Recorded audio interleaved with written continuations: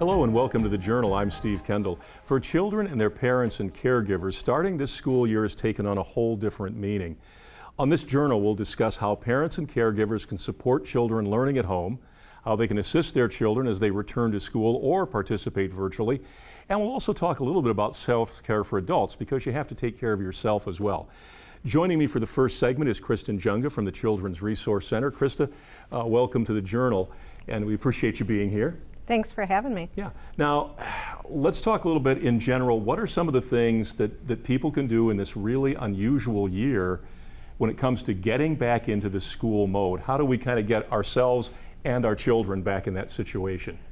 Well, you're right, Steve. This is just an unprecedented time of our lives right now with everything that's going on with COVID. So generally, our caregivers, our parents are feeling a lot of stress right now, trying to figure out, what's the best opportunity for their children, whether it be in class or virtually.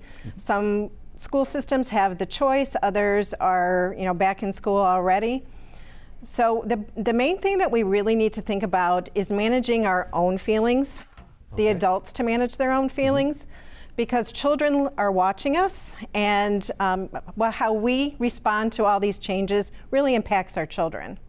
Yeah, well, that's a good point too, and it's one we don't think about, that they're always listening, they're taking their lead from us. So if we look like we're uncomfortable or concerned or not at a good place with what's about to happen or what is happening, they're going to pick up on that, and then that's going to affect how they feel about going back to school or learning virtually or being at home, not seeing their friends, that sort of thing. So that's a good point. What are some of the things we can do then beyond that to sort of develop a strategy so that we are all comfortable with ourselves and our children in this sort of, as you said, unprecedented kind of situation that we have right now?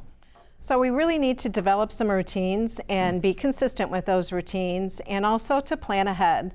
So once we find out what it all entails about going back to school, or if we have to do learning online, then we have to make a plan for our children. And children feel really safe when they know what's expected of them. So by planning early, that means, what is the routine going to look like? What time are we going to get up in the morning? What time are we going to have breakfast? When are we going to do school? That sort of thing. And what does it look like if we're going to school? What is it going to look like then when we come home? Because there's a lot of policies and procedures and protocols in place that we have to do to maintain our safety right now. Sure. And it's a good point you raised, because school, when it's conducted what we would consider the way we've always done it, has typically had a very defined routine. The bus arrived at this time, you got on the bus, or you got in the car and your parent took you to school. Same thing would happen at the end of the day. So how do we structure that so that it works both for the parent and for the student? Because parents are going to be juggling not just their own routine at home now, on top of what they're trying to do, maybe work from home. You've got your student there too. So it's difficult for the parent in this situation because they're juggling more than they typically are as well. Right. Most parents are even still working from home, not everybody. So the stress level has increased significantly for both children and for the adults in their lives. So the best thing to do is really just to start with what works for you and your family. Okay. So trying to plan a space for learning if you're doing virtual learning, and the time that works best for children and the adult. So if you're a morning person, and you have that opportunity to do things first thing in the morning, then you can do that. The other thing too is to manage that day the same way it would be at school. So back and forth between learning and activities, such as at recess for school. Send the kids out to play for a little bit, do a game, some sort of movement for them, so that they can refocus and then pick up the learning piece again. Yeah. Well, and that's a good point too, because at school they do step away from the classroom or away from some activity they're already doing. And I suppose too, for the parent, that's a good time to take a deep breath and go, okay, they're occupied doing something non-educational, quote unquote, but now you can sort of prep for the rest of the time what's going to happen after this and sort of reset yourself for that as well. So that's a good point, to kind of treat that away time during the school day at home the same way. Is it a benefit to have a separate space that can be sort of contained for this, as opposed to, oh, we're just going to spread this out on the kitchen table or on the counter or in a room, is it a good idea to have a specific area for this at-home learning situation? Absolutely. Whether you're doing it on the kitchen table or you have a designated space for it, at least children know then that this is learning time. Ah, okay. So they can do things right there at the kitchen table, or they can go into their learning spot at home. A lot of homeschoolers have a room that they use for that. It's sort of like the classroom at home sort of a situation. Because Correct. Yep. the difficulty, of course, is when you're at home, you have a lot of other things going on around that. So if you can sort of set up for the day, and then the school day starts at this time and ends at this time, you can sort of at least emulate the routine of a school day, which theoretically makes it better for everybody. When it comes to looking at getting time for yourself, and you touched on that just a little bit, as you said, a lot of stress for parents, a lot of stress for caregivers in this situation. What are some of the things, the strategies they can do so when they need to be away, or at least be able to put themselves in a good frame of mind to teach for the day or be involved in this at-home learning situation? Well, they need to learn to take care of themselves first. We can't fill other glasses from our pitcher if our pitcher is empty. Okay. So make sure that you're getting enough rest, that you're able to talk to someone else about all this stress that's going on in your life.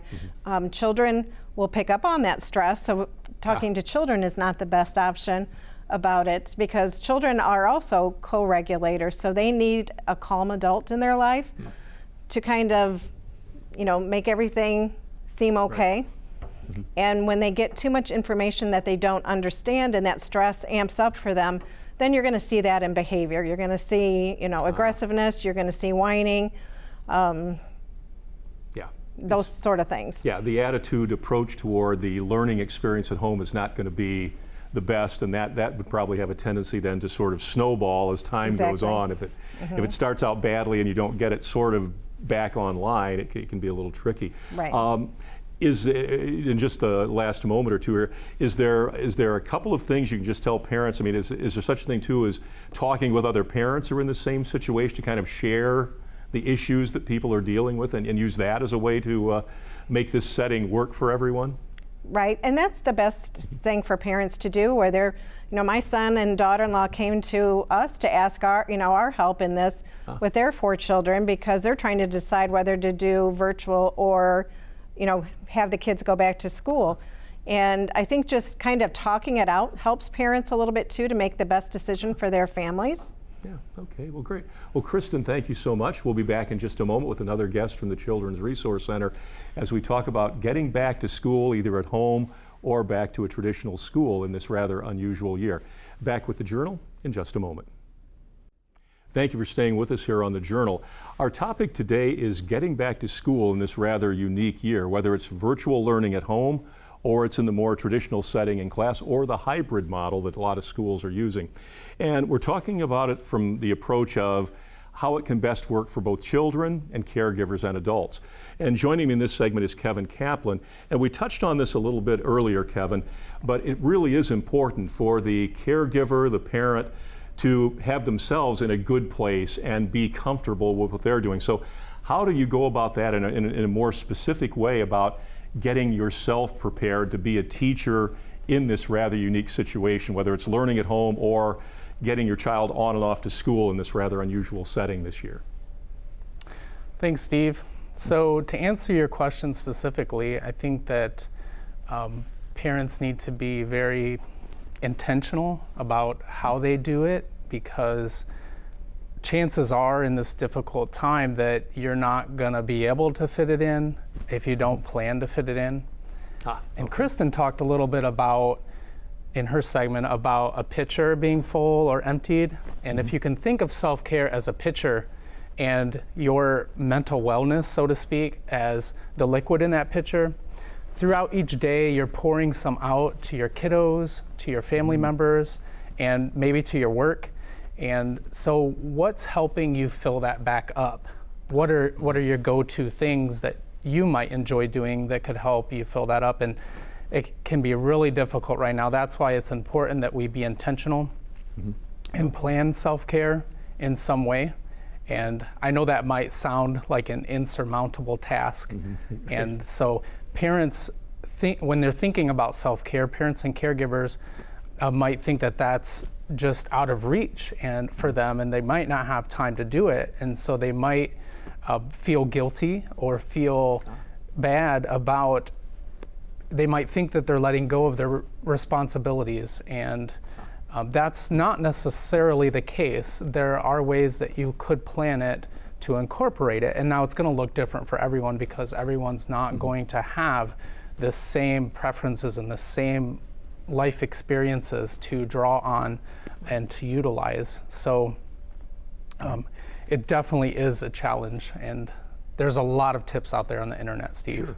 And even under the traditional way we've always had a school year develop, it's been difficult for caregivers and parents to find that time. I mean, everybody felt like they were already running, with not enough time to do everything. So, as you said, finding time now in these circumstances where it seems like you have even less time for yourself has to be quite a challenge. So what would be a couple of things that you could do? I mean, it's almost in a way, provide recess for yourself a little bit, as we talked about in the earlier segment about make sure your children, if they're learning at home, get recess. You almost have to plan that for yourself, some way to walk away or step away and yet not feel guilty about it. That's a good question, Steve. I would invite parents and caregivers to think about what has maybe worked for them in the past. Think about maybe that hobby that you let go of years ago, or other activities that maybe you enjoy that you've just neglected and let go of. And this doesn't have to be like a big vacation or a big planned event that takes a lot of time and a lot of resources. It really can be something small, something manageable, and something that you can achieve in a reasonable amount of time. And so that's why I would invite parents and caregivers to explore the resources and options out there to find some of the things that they can do in the time that they have available to them. And now self-care, while the word self is in there, it doesn't mean that it's alone time. It can be self-care with other people in our life. It can be self-care with our children. It can be self-care with our parents. It can be self-care with friends. However, you need to work that out. Relationships are just as important to our self-care as a lot of other activities. And people have different levels of preferences with time with friends and family. Some people like to be alone more. Some people like to be around people more. So what works better for you is what you really need to find. Yeah, and I guess too, and of course, as you said, this will vary depending on your circumstances because you have single parents, single caregivers, you have caregivers with partners, you have extended families, that sort of thing. So it really is difficult in a way to find, one size doesn't fit all here, obviously. And I guess the more you probably can have contact with other people in a similar situation, that probably helps to some degree as well. One of the things, and this is, I guess, sort of related to this, but maybe not, and you can tell me whether it is. I know that some parents and some caregivers are a little uncomfortable thinking, I've got to put my head now, I've got to wrap my head around teaching my 6-year-old things when I'm used to working with adults. And for parents to suddenly now be cast in that situation of, I've got to think like a 6-year-old when it comes to teaching them. Are there any techniques or methods, or how do you make that step? Because it's kind of tricky. If you're not used to teaching at that level, which most parents are not, at least in terms of educational topics. I mean, obviously there's life skill things. What are some of the things that parents can do to kind of get themselves in the mode of teaching a first grader, a second grader, a third grader, something like that, because they're just not used to doing that? That's a great question, Steve. I think that it does kind of, walk the line with self-care in a way. Okay. And what my advice would be for that question would be to explore the resources out there. Teachers are very helpful, and if you have access to communicate with a teacher in your child's school district, reach out to them. Friends, family can also be resources for that. And we live in the age of the internet, and there's more and more information out there. Of course, you need to be mindful and be aware of what resources you're using. that they're reliable. So maybe reach out to your school or your school district and find out what they might suggest. Okay. And as we move through this year, one of the things, I guess, this is going to be a flexible kind of year, because in some cases, schools are going to start out going 5 days a week in school. We may not end up like that. So that's something I guess parents and caregivers have to think about too, that they may have to make a shift after a few weeks. That's again probably something you want to have in the back of your mind, along with all these other things we've talked about, to plan for that eventuality that, oh, maybe by the end of September, maybe it's all virtual learning again. That's an unpredictable thing, but that's something to think about, I guess, if you're a parent or a caregiver in this situation. Yes. Well, I wanted to make the point with self-care and how important it is by just mentioning that if you've ever flown before, you've probably heard this, but when you get on the plane and you're getting ready to take off, they talk about preparing for the flight, and that if there is some kind of issue, that oxygen mask may fall from the ceiling. And they stress to you the importance of putting it on yourself first, not on your child first, not on your loved one first, which seems counterintuitive, but on yourself first. And the reason for that is because if you don't take care of yourself first and you're unable to get that mask, or they're unable to get the mask on in that brief time that you have, what happens if you pass out? And then you're not able to help them anymore, and where does that leave them? So self-care is really about getting ourselves to a state where we're able to support our kiddos and the people that rely on us. Yeah, and that's a good point, because if you're not in a position to help, if you don't take care of yourself first, you're not going to be in a position to extend and help the child or whoever you're trying to help in that case. So good. Well, Kevin, thank you so much. It's been good information, and very important that you take care of yourself first as a parent and caregiver, puts you in a better mode to then help your child learn in this, again, these unusual circumstances. So thanks again. Thanks, Steve. Yep. We'll be back in just a moment with another segment about getting back to school in this unusual year here on The Journal. Thank you for staying with us here on The Journal. We're talking about getting back to school, both for children, parents, caregivers, and of course one of the areas too that we've touched on just briefly is, but part of this equation too are the teachers who now have to deal with this incredibly different situation than a typical school year and a typical school day. And for them, being able to reach out and connect to their students, and of course the parents and caregivers is part of this this situation as well. Joining me right now is Connie Gross from the Children's Resource Center, and let's talk a little bit, Connie, about the teacher's role now in getting children adjusted to this unique learning situation that everybody is finding themselves in. Yeah, and teachers are faced with a ton of challenges every year, and this year more so. And so there's going to be a lot of kiddos who are coming to school with some social emotional needs, maybe more so than we've seen in the past. And so this provides a great opportunity for teachers to find some ways to check in with those kiddos, maybe even when they come into the classroom, doing kind of a feelings check-in. And we might use that throughout the day too, to kind of gauge with those kids who need us to kind of check in and follow up with them. And even virtually, teachers, there's lots of ideas online about the way teachers could check in with how kids are feeling even when they're doing online learning. Right. Now, what are some of the things that teachers should be, and they're always cognizant, I think, of the children that come literally into their classroom, physically are there. What are some of the things that they can do, not only in this physical setting where they're going to see children a couple of times a day, maybe a couple of times a week rather, or maybe every day, but in a lot of cases, virtually, that's going to be the only contact they have. So what are some of the things they can do, especially in a setting where they're not seeing the children every day, to kind of develop that connection that normally they might get with a physical in the classroom sort of feel for how a child is doing or feeling? Yeah, well, creating a space for children to talk about their feelings is a really important thing teachers can do. And I know they have so many things to get through already with content and curriculum, but like Kristen mentioned earlier, if kiddos are dysregulated, they're not ready to learn anyway. And so we really need to kind of address those emotional needs first, and then our learning and teaching is going to be more effective. Yeah, and for children in this setting too, because the routine, although in some cases maybe it's still going to be 5 days a week in the classroom, but even if they're in the classroom, those circumstances are different. They're going to be wearing masks, and for a lot of kids that could be problematic. If you're in the classroom with the children every day, are there techniques you can use to make them feel more comfortable with the fact that now they have to wear a mask while they're in the room, or basically all day in the school building? Because even that's a change of routine for a child in a situation like we're in right now.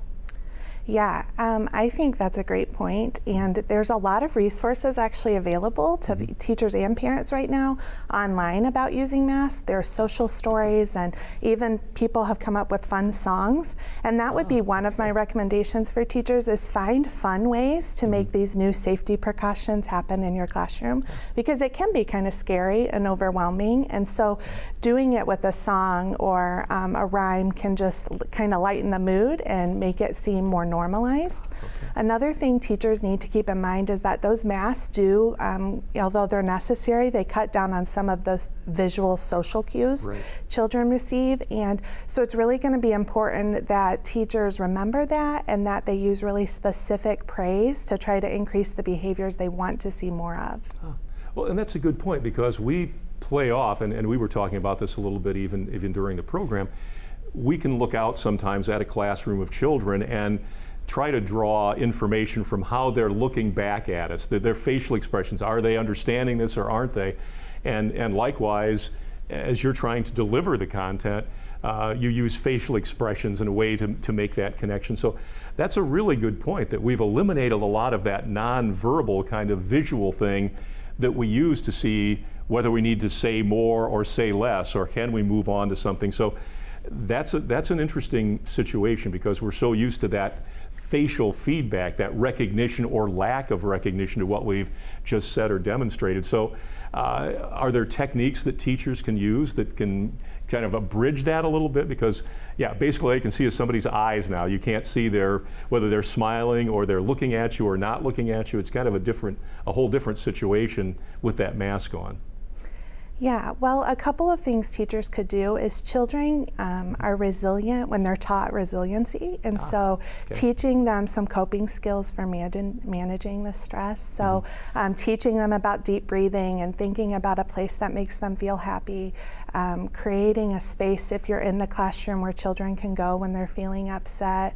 Again, doing lots of feelings talk, labeling your own emotions and their emotions, and again, giving them the space and opportunity to make feelings just a part of everyday life. And I think this is something that we could continue to use as hopefully this pandemic does end. But feelings and us acknowledging how each other feels, I hope that part doesn't end. That's and you made a good point earlier. We talked about trying to make all of these new circumstances seem more normal in this setting, and I guess that's the real challenge here, and I guess the real opportunity, because you also said maybe this gets us to a better place when we're not having to wear masks in the classroom, that sort of thing. So those are really good points, this normalization thing, and I guess some of the techniques you talked about, making the mask seem just sort of a fun thing versus, oh, I've got to wear my mask all day, this is a terrible thing. Are there other aspects in the classroom that can be adapted along with that? Because obviously we're going to be cleaning everything beyond what we normally would be used to. So kind of normalizing those things is really where we have to kind of go in this situation. Well, yeah, and we can't necessarily make promises about everyone staying healthy, but we can make commitments to working together to keep each other safe. And that builds a sense of community in your classroom, and maybe part of that is jobs about cleaning or helping to put things away, or even the social distancing rules. It's going to be all of us working together to keep each other safe. Right. And one of the things too, and I guess as children come back, and in some cases they may not have seen their friends or their classmates since sometime in March of last year, or March of this year rather, which is kind of like an extended summer vacation. Are there things that can be done to make that transition a little bit easier? Because being away for 3 months versus 6 months doesn't seem to an adult like much difference, but would that be a significant change for for children coming back? Maybe they haven't seen their classmates in, like say, 6 months versus 90 days. Is that something too that has to get reacclimated to, and how teachers can work with that? Yeah, well, generally at the beginning of the school year, sometimes friendship dynamics do change just in a typical summer. Right. We just need to be more aware of the children who don't seem to have anyone they're really connected to. You don't have to be the most popular kid in the class, but everybody needs somebody. And so we just want to do things to help facilitate relationships. That might be intentional about partnering kids up, finding ways they could maybe help together. So just finding ways that kids can feel connected is the best thing teachers can do. Yeah. So, and as you said earlier in the segment, this is another layer of things, not just for children and parents, caregivers, but also for teachers, administrators, anybody who is involved in this learning situation. So it is very much a new challenge and yet a new opportunity. So great information. Thank you so much, Connie. I really appreciate you taking the time to be with us. And I want to thank everybody from Children's Resource Center who came on and helped us as we all work our way through getting back to school in the fall of 2020. Unique set of circumstances, hopefully a once in a lifetime situation, but maybe we can learn some other good skills out of this and make the education process better for everybody. So you can check us out at wbgu.org, and of course you can watch us every week on WBGU-PBS. We'll see you again next time on The Journal.